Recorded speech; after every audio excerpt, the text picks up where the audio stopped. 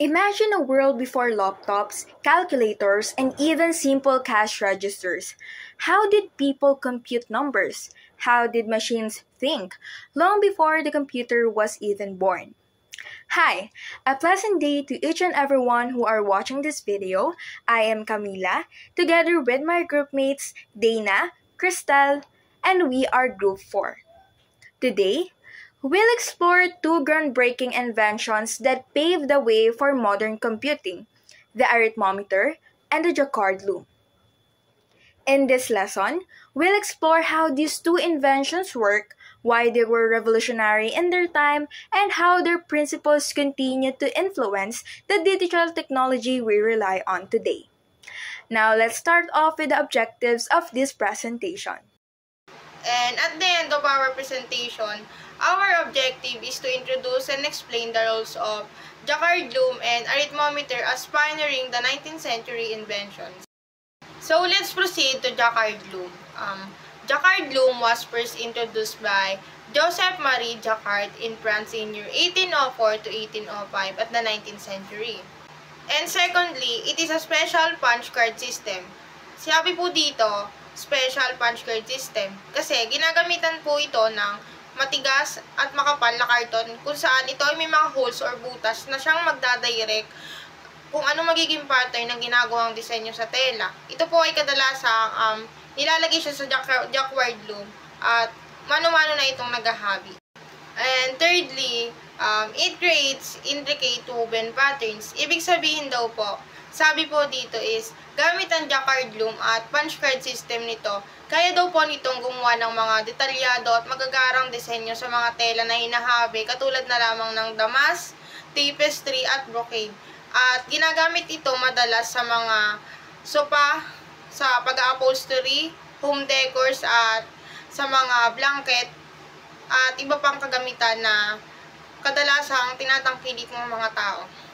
Secondly, Jacquard loom is considered as one of the most important inventions because it automated the weaving process, reduced the manual labor, allows faster and cheaper mass production, and made an impact in fashion and apparel, textile, as well as in upholstery and home decors. In short, ito po ay isang automated weaving machine na makina na mismo ang gumagawa ng paghahabi dahil instead of manually nililip yung threads or sinulid katulad sa mga traditional na paghahabi sa mga iba't ibang lugar ngayon ay hindi po ganun dahil ginagamitan ito ng punch card system which is ay na nga yung nagdadirect sa mga threads para makagawa ng mga magagarang disenyo ng mga hinahabi na tela.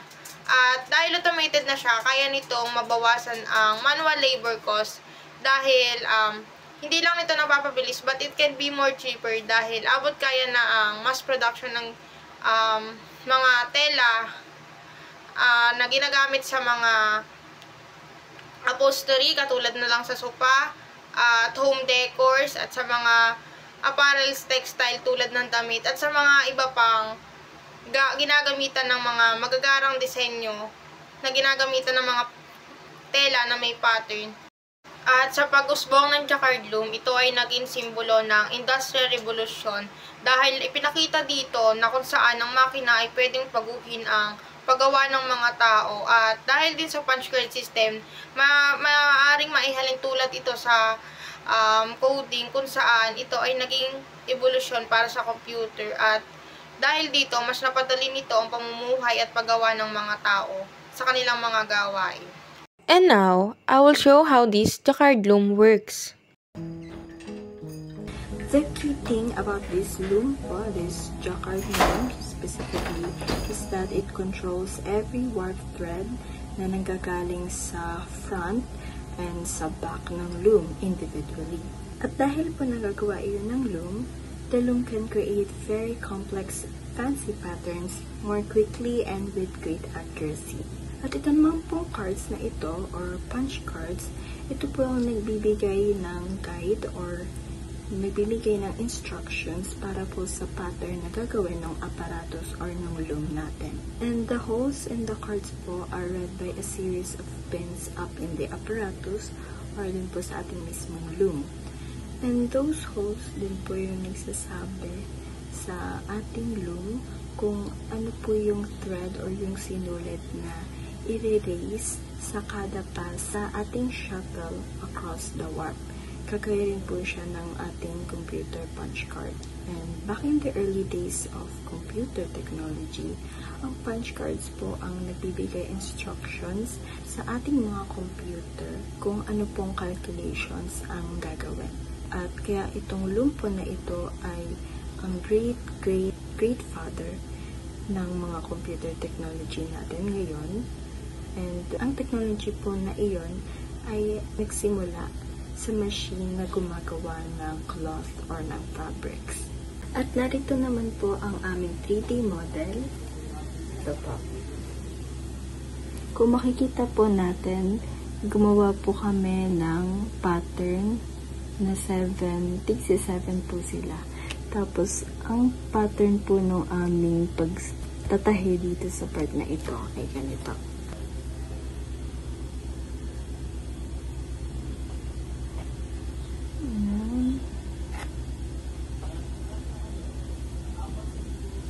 Tapos, hihilahin po. Hanggang sa paulit-ulit lang.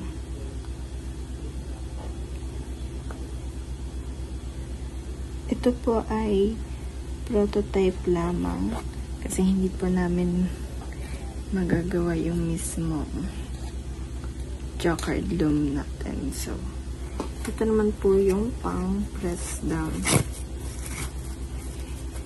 Press down natin. Makikita po natin. So, kita po ba yung pattern? Medyo naguluhan lang po, pero pag ganyan po siya hanggang sa makabuo po tayo ng 7 na kada row po. Ayan. So, ito naman po ay ginawa namin punch cards. Makikita po natin may iba't iba po silang pattern. Ayan po. Medyo, kaya nga po nang sabi dun sa video namin ay medyo ka-similar niya ang mga computer punch cards. Po, may iba't iba silang patterns. So, ito lamang po ang aming 3D model. Kasama na po itong punch cards. So, ang punch card po talaga, ito po yung nag-guide sa atin, ay sa ating loom, para po makagawa ng pattern kung anong pattern na gustong itahe sa ating fabric or cloth. Na pwede pong gawin nating kortina, sa mga basahan, at sa iba pong cloth na ginagamit natin sa ating tahanan. Dumako naman po tayo sa pangalawa naming tool, which is ang arithmometer. Magandang araw po sa ating lahat. Ako po si Dana Lorraine Altea Bidilion at narito po ako para talakayin ang pangalawang device or tool na tinatawag nating arithmometer. Ang arithmometer daw po was invented by Charles Xavier Thomas de Colmar ng France noong 1820. And ito rin po ang pinakaunang reliable na mechanical calculator. It was also manufactured or ginawa po siya simula 1851 hanggang 1950. At ito rin po ang it became the first commercially successful mechanical calculator. At dahil po dito, noong 1915th century pa, ay mas napabilis po ang pagko-compute or pagkakalkula ng mga tao dahil ginagamit po ito madalas sa office at sa accounting and financial establishments po. At ang mga result po nito ay napaka-accurate at naiiwasan po ang human error. At nagpa-perform din po siya ng 4 na basic na arithmetic operation, which is the addition, subtraction, division, and multiplication. Next, we will present to you how the arithmometer works. Let me walk you through how the arithmometer works using its main parts. We have the setting cursors, crank, totalizer, counter, carriage, reversing lever, and clearing totalizer and counter. Now let's start off with the first example, which is addition.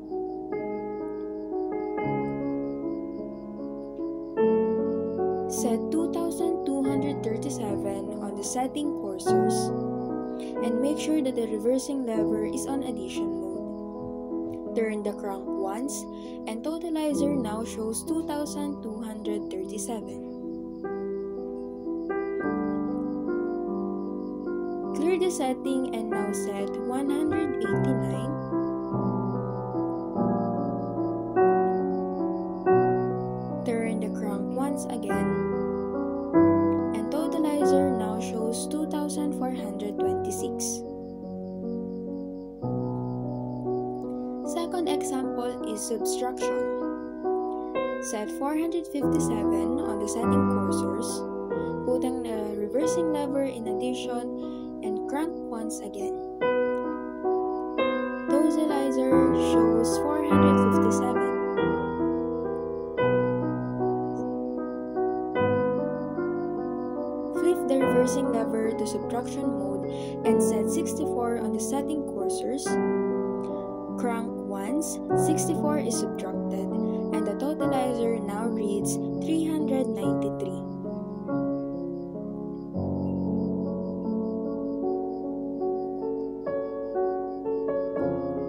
Third example is multiplication.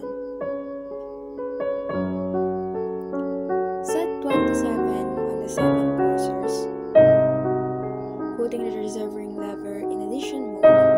Crank 9 times since you're multiplying by 9. Counter shows 9.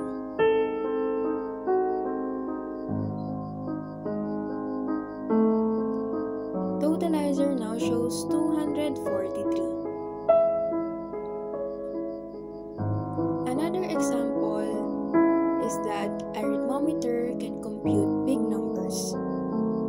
Set 35,927 on the setting cursors. Reversing lever is in addition mode.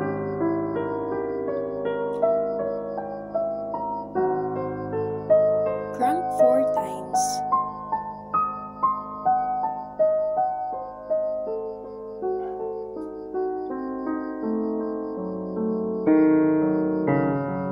Move the carriage one position to tens place. Crank 3 times since the next digit in 534 is 3. Move the carriage one more position to hundreds place and crank 5 times. The totalizer now shows 19,185,018. And for the conclusion, the Jacquard loom and the arithmometer look different, but both made work easier. They save time, lessen effort, and help people work faster. And these inventions also opened the way for modern machines and computers.